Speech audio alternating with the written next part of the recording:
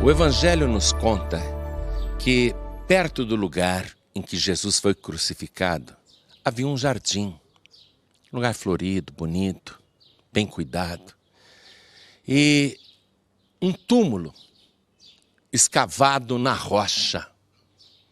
Está vendo? Isso é uma montanha, uma rocha. Um túmulo escavado. Naquela época, os defuntos não eram cobertos de terra. Vou te contar como fizeram com Jesus, que era o costume, então, para sepultamento das pessoas. O corpo de Jesus foi retirado da cruz antes que o sol se pusesse naquela sexta-feira à tarde, porque depois da sua morte, o sol voltou a brilhar. Então, José de Arimateia foi para Pilatos e pediu o cadáver de Jesus. E nos diz a palavra que Pilatos ficou admirado que ele já estivesse morto, porque geralmente um crucificado ficava agonizando dias ali, num espetáculo horrendo, aterrorizante. E Pilatos pediu para o centurião se certificar se Jesus realmente tinha morrido, que aí ele entregaria o cadáver para José de Arimateia. E foi um soldado romano lá e enfiou a lança no lado de Jesus e saiu sangue e água. Já expliquei que o sangue é a expiação, o pagamento da dívida, e a água é a purificação. Então, tiraram o corpo de Jesus da cruz e estavam ali José de Arimateia e Nicodemos. E eles lavaram o cadáver que estava ainda todo manchado de sangue, tinto de vermelho.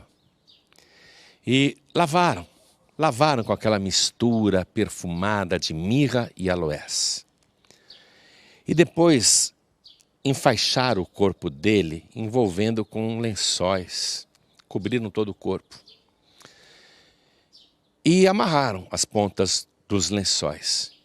E na cabeça, enrolaram um lenço e enfaixaram a cabeça dele e deram um nó. Era assim que eles faziam.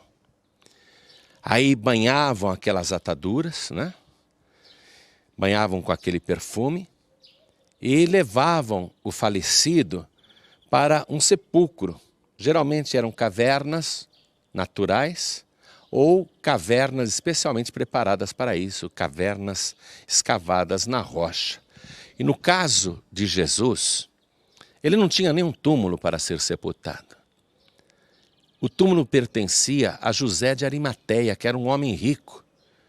José de Arimateia tinha mandado escavar o túmulo para ele mesmo, para o dia que ele morresse. Mas quando ele viu aquele nazareno morto, que não tinha nenhuma vaga no cemitério, José de Arimateia, compadecido, e sendo ele em secreto discípulo de Jesus, ele deu o túmulo que havia preparado para si mesmo, ele deu para Jesus. Então, Jesus, com o corpo todo enfaixado por lençóis e o rosto todo enrolado por lenços, teve o seu corpo trazido para este lugar, o sepulcro, perto do lugar da crucificação, onde havia um jardim. Eu creio que era este o local. Veja o que fizeram. Não havia lá dentro uma cama, uma lápide, porque no chão era esculpido uma espécie de leito, onde o cadáver era depositado. Então eu quero que agora você entre comigo no túmulo de Jesus. Venha.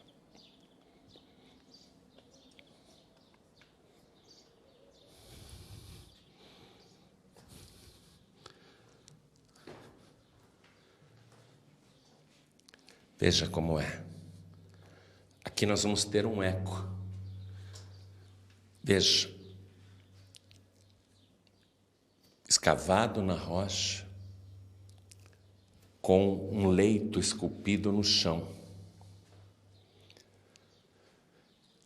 Aqui foi colocado o cadáver de Jesus. E tudo isso foi feito numa grande correria. E logo em seguida, José de Arimateia e Nicodemos se retiraram, porque a sexta-feira estava acabando e ia começar o sábado. E eles rolaram aqui na entrada do sepulcro uma pedra redonda, uma pedra enorme. Veja, essa pedra, ela corria no chão por canaletas. E como a sexta-feira estava acabando e para o judeu o sábado começa com o pôr do sol, José de Arimateia e Nicodemos, sendo judeus, se retiraram daqui. E os inimigos de Jesus foram até Pilatos e disseram: Senhor, a gente se lembra que aquele enganador, enquanto estava vivo, disse que iria ressuscitar no terceiro dia. Coloque guardas protegendo o sepulcro, para que não aconteça que os seus discípulos se dirijam ao cemitério à noite, roubem o cadáver e saiam dizendo para o povo que ele ressuscitou. Aí o Pilatos, que já estava cansado daquela história, disse: a guarda está aí, podem levar. E eles colocaram aqui 2 guardas, um de cada lado. Foi a missão mais idiota dada aos valorosos legionários romanos. Soldados fortes, armados, para guardar um defunto. E eu diria também que foi a missão mais inútil, a prevenção mais desnecessária já feita por um exército. Mas os inimigos de Jesus ainda fizeram o seguinte: não basta só os soldados aqui, vamos lacrar esta pedra. E eles então violaram o Shabá, o descanso, e colocaram uma grande quantidade de argila, de argamassa, para chumbar aquela pedra redonda na entrada, para que ninguém retirasse a pedra. E os soldados romanos ficaram ali.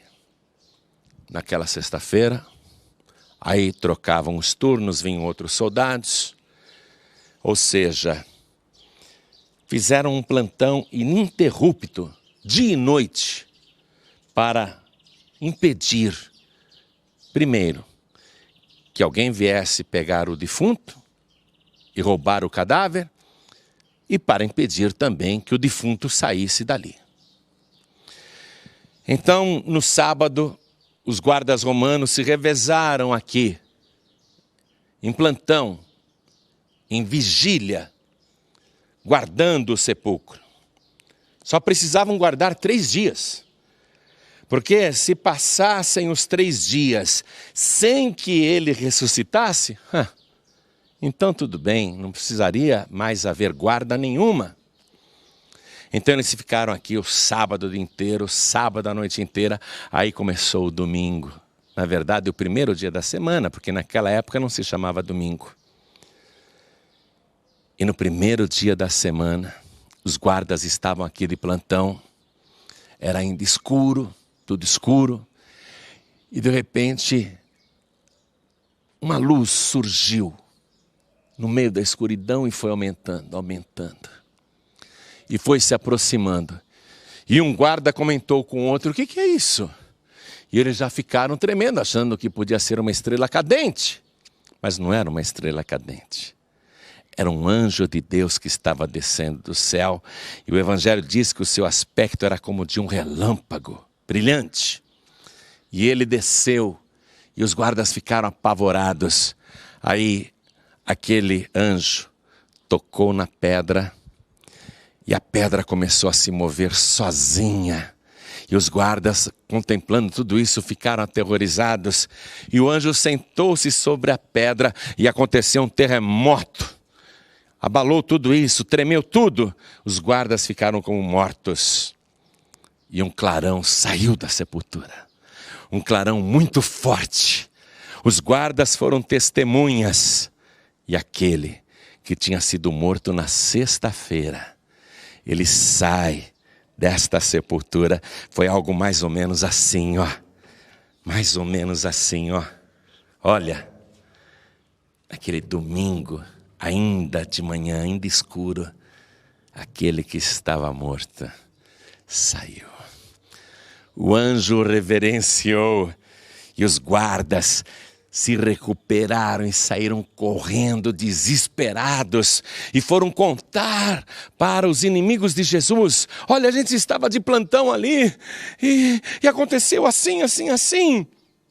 Ao invés do sumo sacerdote Caifás dizer: puxa, então realmente ele era o Messias, realmente ele é o Filho de Deus, realmente ele ressuscitou. Ao invés de Caifás correr para o cemitério e se ajoelhar diante de Jesus, ele reuniu o sinédrio, a mais alta corte de Israel, a mesma que condenou Jesus, e eles fizeram uma coleta, uma vaquinha ali entre eles, uma oferta generosa. Juntaram muito dinheiro e deram para os 2 guardas romanos: ó, não contem nada para ninguém. Digam que enquanto vocês dormiam, os discípulos vieram e roubaram o cadáver. E os guardas, recebendo o dinheiro, divulgaram essa falsa história, que os judeus acreditam nela até hoje. Ou seja, muito dinheiro foi dado para patrocinar a mentira. E até hoje muito dinheiro é gasto para se divulgar esta falsa notícia. Mas nós estamos aqui para dizer a você e mostrar a você que entramos nesse sepulcro. Lá não tem restos mortais. Lá não há nenhuma célula, nada. Porque aquele que estava morto ressuscitou.